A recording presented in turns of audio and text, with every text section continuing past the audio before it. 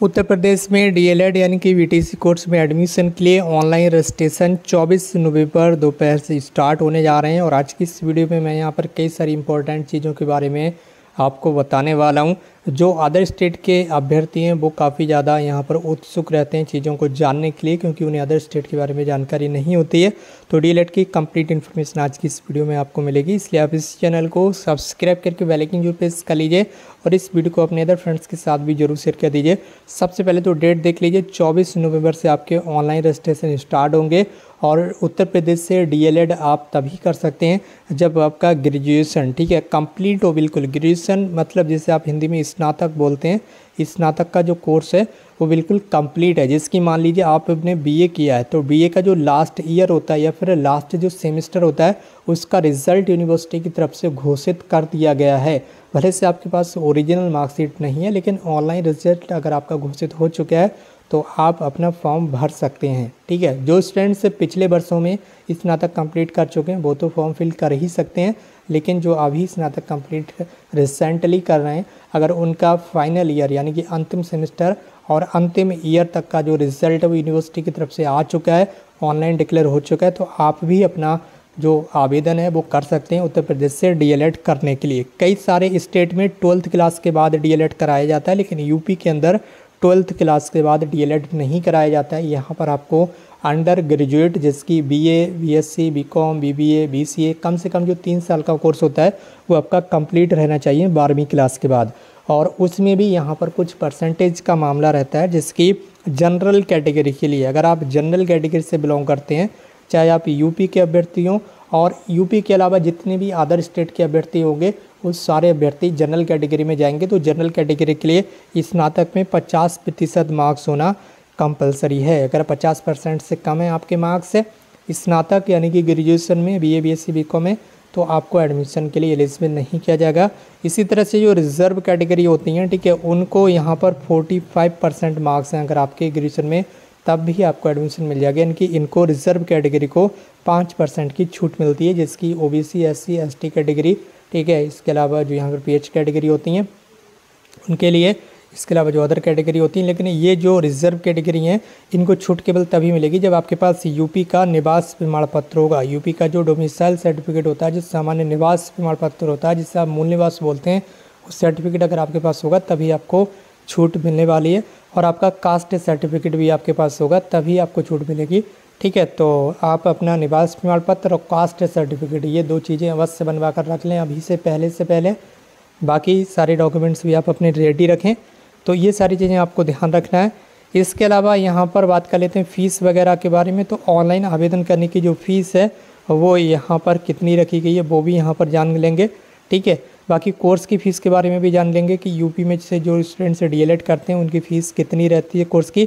इसके साथ ही यहाँ पर आपको बता दें जो डीएलएड का कोर्स है ये आपका 2 वर्ष का होता है। जो अदर स्टेट के स्टूडेंट्स हैं वो यहाँ पर समझ लें डीएलएड कोर्स कितने वर्ष का होता है, आपका 2 वर्ष का होता है। ठीक है, पहला वर्ष आपका ये हो गया और दूसरा वर्ष आपका ये हो गया। ठीक है, ये पहला वर्ष है, ठीक है, और ये आपका दूसरा वर्ष है। ठीक है, 2 वर्ष का आपका ये कोर्स होता है।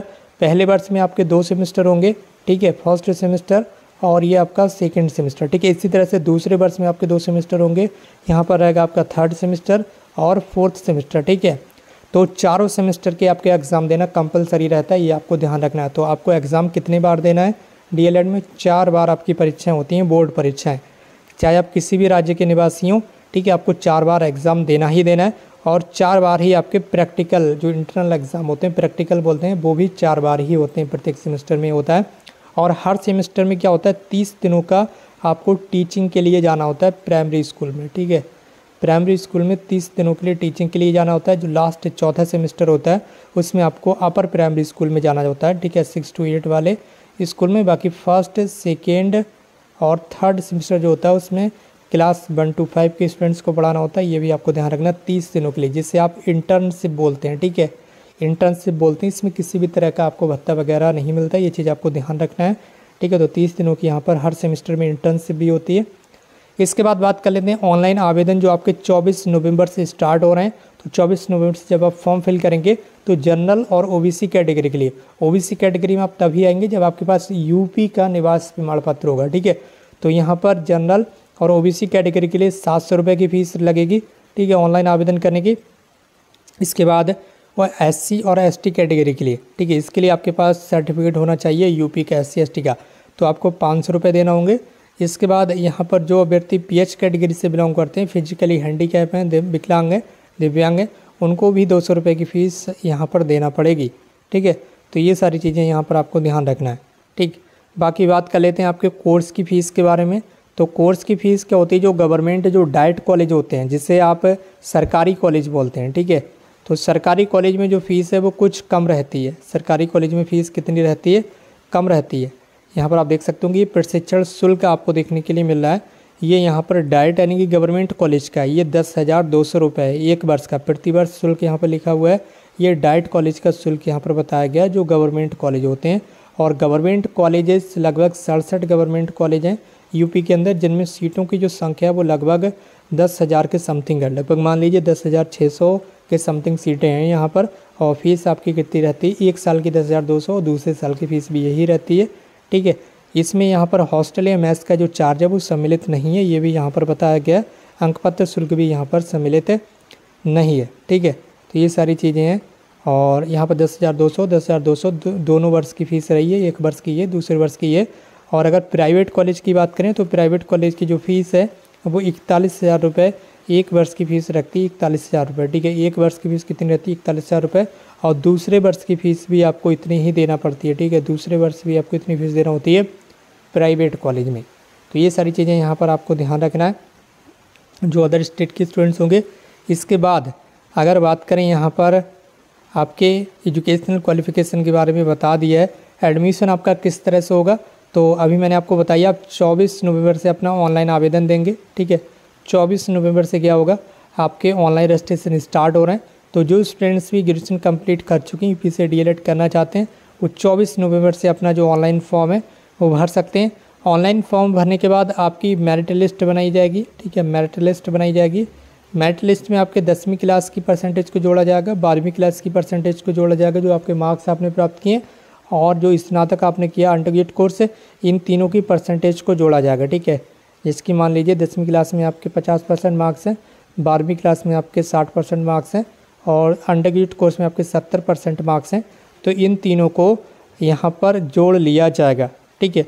और तीनों को जोड़कर जो भी हो सकता है, जिसकी अगर आप इनको जोड़ेंगे 5 और 6 11 7 18 180 हो रहा है, तो ये आपकी परसेंटेज होगी कितनी, 180 परसेंटेज।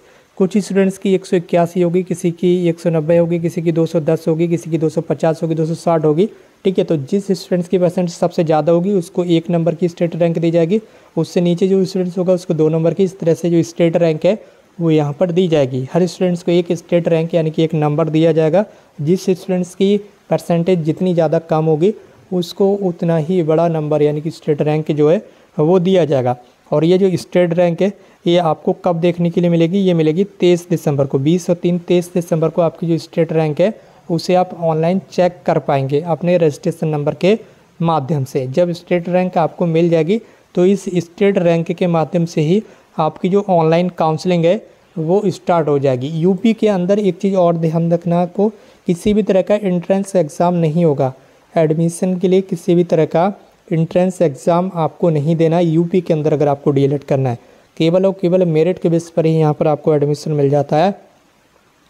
तो ये एक यहाँ पर अच्छी बात है यूपी के अंदर DLED करने वाले स्टूडेंट्स के लिए। जब स्टेट रैंक आपको 23 दिसंबर को मिल जाएगी तो 26 दिसंबर से आपकी ऑनलाइन काउंसलिंग स्टार्ट हो जाएगी। 26 दिसंबर से आपकी फर्स्ट फेज की जो काउंसलिंग है वो स्टार्ट हो जाएगी और ये 16 जनवरी तक चलेगी। लेकिन इसमें अदर स्टेट के जो अभ्यर्थी हैं वो पार्टिसिपेट नहीं कर पाएंगे।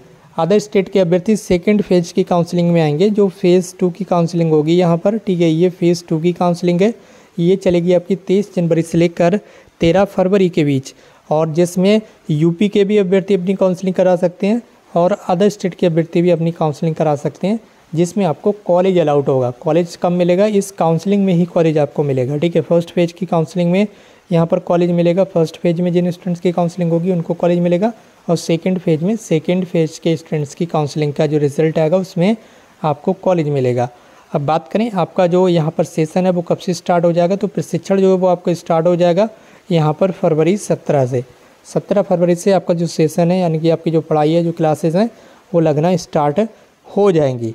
तो ये एक महत्वपूर्ण इन्फॉर्मेशन है उन सभी भाई बहनों के लिए जो बेसब्री से इंतजार करें डीएलएड बीटीसी में एडमिशन के लिए। आप अपने डॉक्यूमेंट रेडी रखिए, जिसकी 10th क्लास की मार्कशीट, 12th क्लास की मार्कशीट, अंडर ग्रेजुएट कोर्स की मार्कशीट, इसके अलावा अपना डोमिसाइल यानी कि निवास प्रमाण पत्र, अगर आप रिजर्व कैटेगरी से बिलोंग करते हैं तो कास्ट सर्टिफिकेट, इसके अलावा आपका जो यहाँ पर कैरेक्टर सर्टिफिकेट होता है जो कि आपको अंडर ग्रेजुएट कॉलेज से लेना है जहाँ से आपने अंडर ग्रेजुएट कोर्स किया है, इसके अलावा जो आपका ट्रांसफ़र सर्टिफिकेट होता है, ये डॉक्यूमेंट्स आप रेडी रखिए और जो सारी चीज़ें आपको अच्छे से तैयार कर लेना है। उसके बाद आपको अपना ऑनलाइन आवेदन देना है। आवेदन का फॉर्म का प्रिंट आउट निकाल कर अपने पास रखना है, क्योंकि वो आपको कॉलेज में जमा करना होगा। काउंसलिंग के बाद जब आप एडमिशन के लिए जाएंगे तो सारे डॉक्यूमेंट्स आपके कॉलेज में जमा होंगे। तो इस तरह से आपका एडमिशन होगा। बाकी अगर आपको कोई सवाल है तो नीचे कमेंट बॉक्स में टाइप कर दीजिए और इस वीडियो को शेयर जरूर कर दीजिए अपने फ्रेंड्स के साथ। अगर आप चैनल पर नए हैं तो चैनल को सब्सक्राइब कर लीजिए। आज की इस वीडियो में बस इतना ही, मिलते हुए एक नई वीडियो में एक नई इन्फॉर्मेशन के साथ। Thank you so much for watching.